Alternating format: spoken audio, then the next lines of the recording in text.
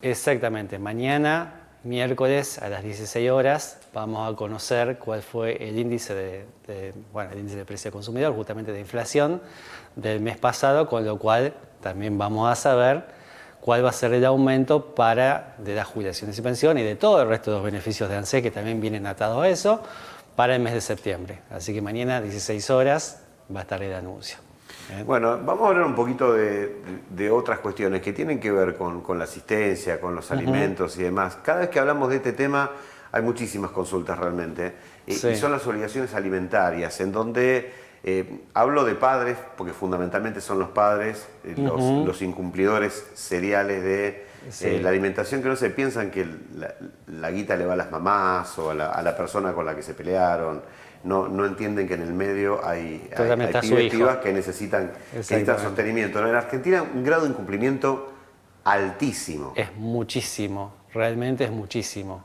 Primero, claramente, padres que no cumplen, algunos porque no tienen trabajo, que ahí también es muy importante aclarar, porque siempre te dicen, bueno, yo no puedo pagar la cuota alimentaria, no es porque no quiero, sino porque no tengo trabajo, no tengo recursos.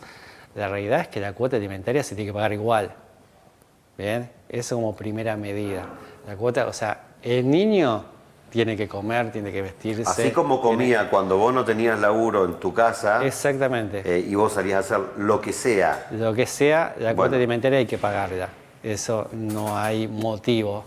En todo caso, si la persona está pagando una cuota alimentaria, a lo mejor tiene un trabajo que le permitía pagar una cuota alimentaria, supongamos, de 500.000 pesos por mes, y se queda sin ese trabajo, bueno, tendrá que ir a la justicia con su abogado, claro, exactamente, y decir, bueno, mira, yo ahora no tengo ese trabajo, tengo un ingreso inferior y puedo hacer un incidente de cuota alimentaria para reducir esa cuota, ¿sí? Pero la cuota siempre hay que pagarla. Aparte porque eso también trae consecuencias al deudor de la cuota, ¿bien? Porque si hay una cuota fijada judicialmente, que como te decía yo, 500.000 pesos supongamos, ¿no? Un mes que yo no pague son 500.000 pesos que debo, otro mes son 1 millón, otro mes son 1,5 millones, ¿sí? Y a eso se le va sumando a su vez intereses, ¿bien? Y la ley a su vez permite que el abogado le pida, en el caso de Junín, a las juezas, por ejemplo, que tomen determinadas medidas, como ya hemos hablado acá, por ejemplo, una vez que hemos hecho que un muchacho no pueda entrar a clubes de fútbol, ¿sí?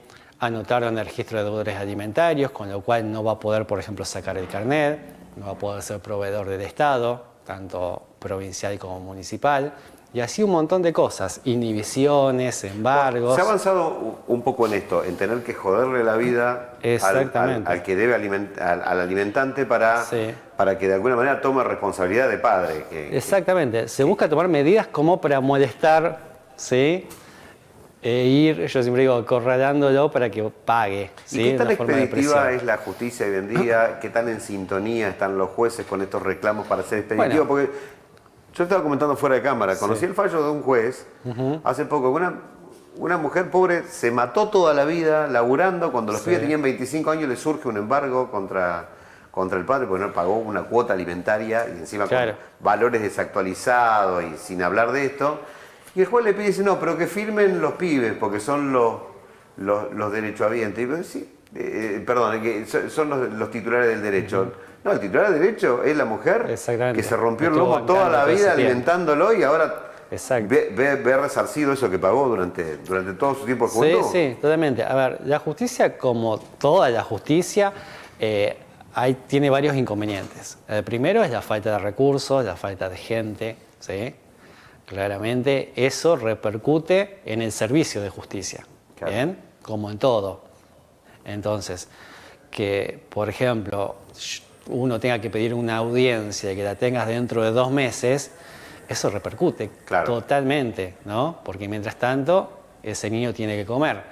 Pero yo sé que en esos casos la gente, los operadores de justicia, tratan de solucionarlo. O sea, sí, totalmente. Eso se puede solucionar, o sea, la falta de personal se puede solucionar, la falta de empatía estamos sonando. No, totalmente. No, lo bueno, por lo menos lo que es, por lo menos digo yo, lo que yo conozco, que es Junín y la zona, más que nada, tenemos mucha gente preparada en ese aspecto, sí, y sí, totalmente empático, eso claramente, sí. Y, por ejemplo, en Junín tenemos 2 excelentes juezas.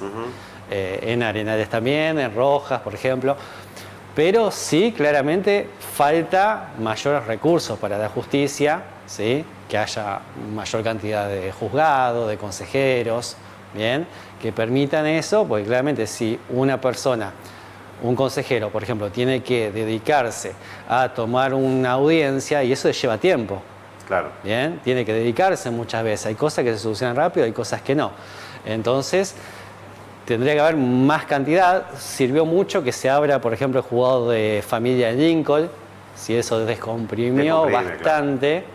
Bien, pero creo que todavía falta otro juzgado, tal vez no sé si en Junín, pero en alguna localidad del departamento judicial que también pueda descomprimir un poquito más. Bueno, ese es el problema también de los juzgados civiles eternos, ¿no? Porque generalmente garpa más para el político decir, bueno, pongo una, que tampoco hay tantas, pero digo, tirarse más para lo penal.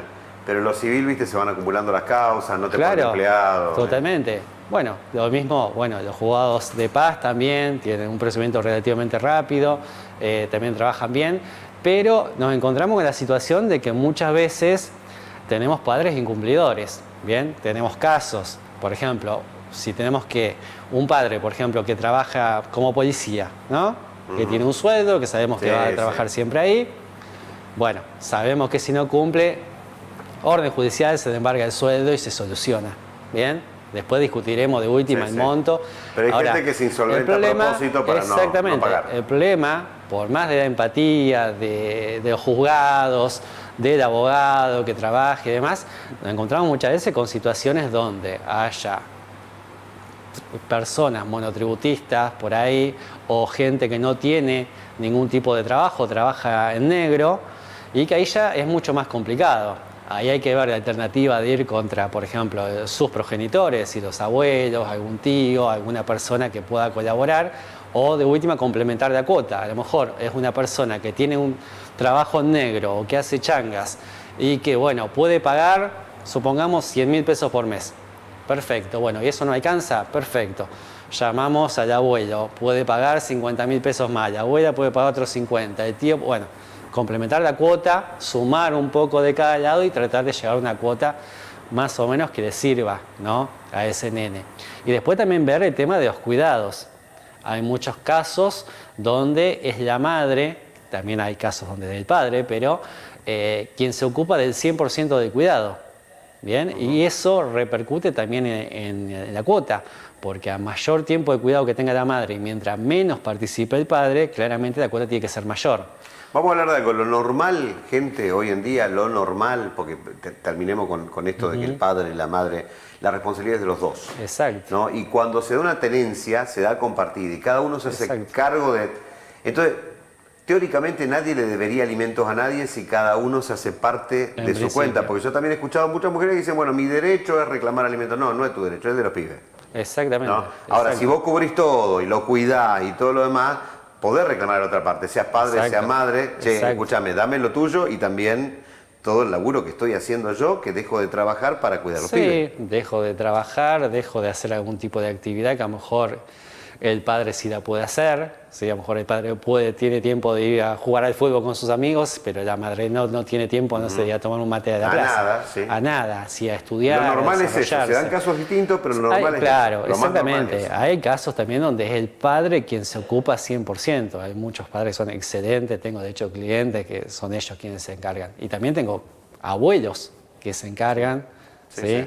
Incluso hasta un amigo que es bisabuelo que se encarga del cuidado y demás. Pero bueno, lo importante siempre es entender eso, ¿sí? Y ver en cada caso específico, en caso de que el padre generalmente es el que no paga la cuota, ver de qué forma podemos cobrarle, ¿sí? Desde embargo de cuenta, imposibilitar de sacar el carnet, imposibilitar a lo mejor a una persona que le gusta viajar, imposibilitar que salga del país. Bueno, hay que buscar la forma, ¿sí?, de molestarlo como para obligarlo a pagar la cuota alimentaria. Y si no, bueno, esa deuda se va a acumular y en algún momento se cobra. El tema es el mientras tanto, porque el niño necesita ahora hoy. Ya, sí. ¿Sí? Entonces, un año es una eternidad para el exactamente, sí. Exactamente. Entonces vos podrás saber, no sé, a lo mejor sí, el padre de nene va a cobrar una herencia de acá a 2 años. perfecto. Decir, bueno, lo voy a cobrar ahí. Pero mientras tanto, ¿sí? Hay que solventar esos gastos. Bien. Entonces ahí sí es más complicado. Y la realidad que sí. Y bueno, hay un informe de UNICEF, que a lo que vos te referías, que justamente hablaba de esto, ¿no? De que muchas personas, generalmente madres, se ven imposibilitadas del cobro de esa cuota alimentaria por diversas razones. ¿Bien? Incluso a veces sucede que hay falta de comunicación, ¿sí? Por ahí es el padre que no paga la cuota alimentaria por falta de comunicación. Van a la audiencia, se logran empezar a comunicar y se soluciona el problema. Claro. Es increíble, pero es como que muchas veces el padre no tuvo herramientas. Uno toma de rehén, el otro no paga. Sí, o muchas veces yo lo que veo que el padre a lo mejor no tiene las herramientas como para, que no se tome esto como excusa, ¿no? Pero claramente, pero que no tiene las herramientas como para acercarse a la madre o acercarse al nene, ¿sí? Y muchas veces la audiencia sirve para que las partes tomen contacto y retomen el vínculo de la mejor manera. No estoy diciendo que vuelvan a ser pareja, pero que retomen el vínculo de padres, un vínculo medianamente sano, y empieza a pagar la cuota, y empieza a ver al nene, y tener el contacto y demás, y empieza todo a fluir y a ir bien. Bueno, así que muchas veces también es importante está eso. Bueno que se abandone el síndrome de Peter Pan, no sos un nene, tuviste un pibe, hacete cargo. Exactamente. Bueno, es a la madre y al padre, a los dos. Sí. Así. Claramente, así. claramente, porque si no, tiene que haber otros familiares que se tienen que hacer cargo. ¿Sí? Y tampoco está bueno, a veces uno como abogado, y muchas veces hemos hablado con los jueces, no está bueno tener que citar a un abuelo, ¿sí? Para que pague la cuota alimentaria. No está en la mejor posición. Veces hablando de los abuelos, porque pasamos ese tema. Sí.